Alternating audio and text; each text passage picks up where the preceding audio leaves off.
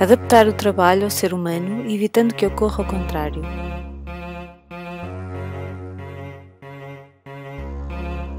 O termo ergonomia deriva das palavras gregas ergon, trabalho, e nomos, regras. A ergonomia é considerada por alguns autores como uma ciência, enquanto por outros é enquadrada no campo da tecnologia pelo seu caráter aplicativo e de transformação.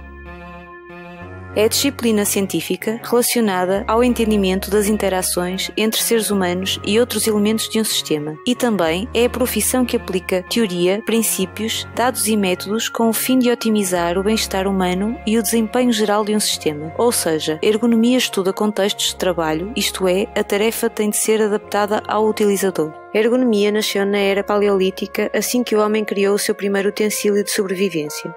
A partir daí, e ao longo da história, foram surgindo novas tecnologias que contribuíram com uma acumulação de conhecimentos de outras áreas: medicina, psicologia, engenharia, arquitetura e design.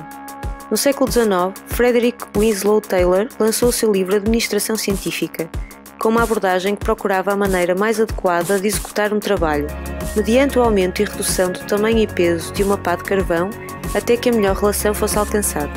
Taylor triplicou a quantidade de carvão que os trabalhadores podiam carregar num dia.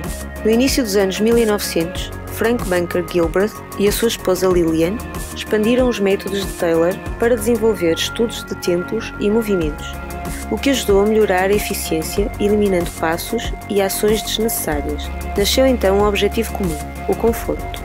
A Segunda Guerra Mundial marcou o advento de máquinas e armas sofisticadas, criando demandas cognitivas jamais vistas antes por operadores de máquinas, em termos de tomada de decisão, atenção, análise situacional e coordenação entre mãos e olhos. Em 1949 é criada a primeira associação de ergonomia, Ergonomic Research Society, devido ao interesse comum de especialistas de diferentes áreas em que o objetivo era a adaptação do trabalho ao homem. E foi a partir daí que a ergonomia se desenvolveu noutros países industrializados e em vias de desenvolvimento.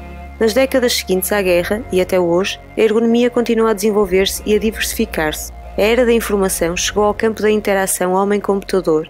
Em Portugal, a ergonomia surgiu no ano de 1987, com a introdução de um curso no Instituto Superior de Educação Física, a atual Faculdade de Motricidade Humana.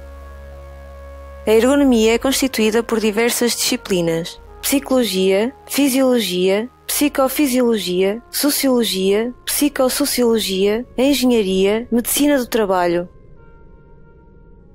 A cognição trata da ergonomia dos aspectos mentais da atividade de trabalho de pessoas e indivíduos, homens e mulheres, conjunto de atividades e processos pelos quais um organismo adquire informação e desenvolve conhecimentos. Ergonomia cognitiva refere-se aos processos mentais, tais como percepção, memória, raciocínio e resposta motora, conforme afetam as interações entre seres humanos e outros elementos de um sistema. Tem como objetivo transpor o conhecimento sobre o comportamento humano para o projeto de sistemas compatíveis com a capacidade dos seres humanos. A ergonomia cognitiva subdivide-se em dois campos: a cognição individual e a cognição coletiva ou social. Cognição individual: estudos sobre o raciocínio e tomada de decisão que têm serventia na elaboração de procedimentos e normas operacionais. Cognição coletiva: sistemas de interconexão de múltiplos agentes. A ergonomia cognitiva permite esclarecer quanto à articulação dos processos mentais e à aquisição de conhecimento dos seres humanos, face às situações de resolução de problemas. Designers já têm utilizado este estudo para a criação de produtos que se focalizam no emocional dos consumidores para a sua inserção no mercado, estimulando o seu consumo. Memória: processo de armazenamento de informações para o seu uso posterior, relacionado com o desenvolvimento cognitivo do ser humano, relacionado com a capacidade de processamento da informação. Pensar é processar a informação. Codificação: modo como o ser humano transforma os inputs físicos sensoriais numa representação que pode ser colocada na memória. Armazenamento: modo como o ser humano mantém a codificação armazenada na memória.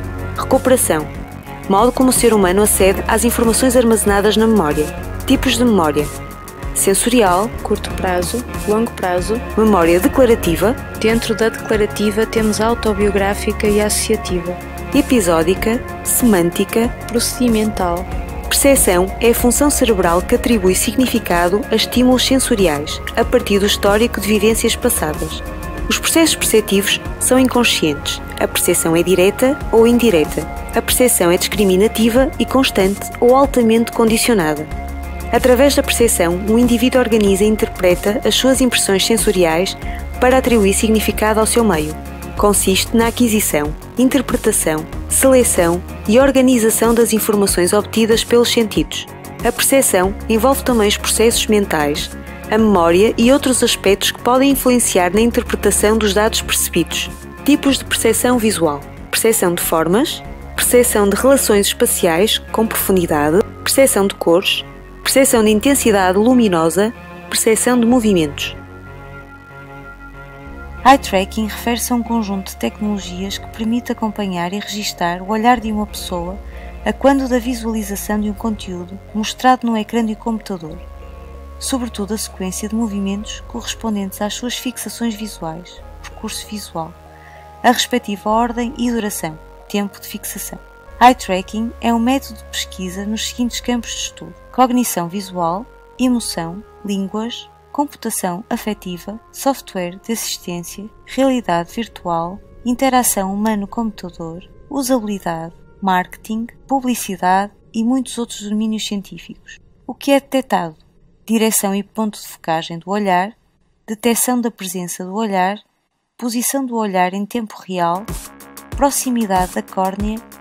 Através da tecnologia Eye Tracking, desenvolvemos um projeto com o intuito de verificar de que forma as pessoas exploram uma imagem e assim quais os elementos que mais se destacam nesta. A partir da arte de Salvador Dalí, desenvolvemos um estudo no qual 24 pessoas se disponibilizaram para contemplar 3 quadros deste artista. De acordo com as informações que lhes foram expostas, analisamos e tiramos conclusões a partir dos movimentos e fixações dos olhares dos participantes. Percebemos que quando as pessoas exploram um quadro do qual desconhecem o título, o seu panorama visual é diferente de quando têm essa informação.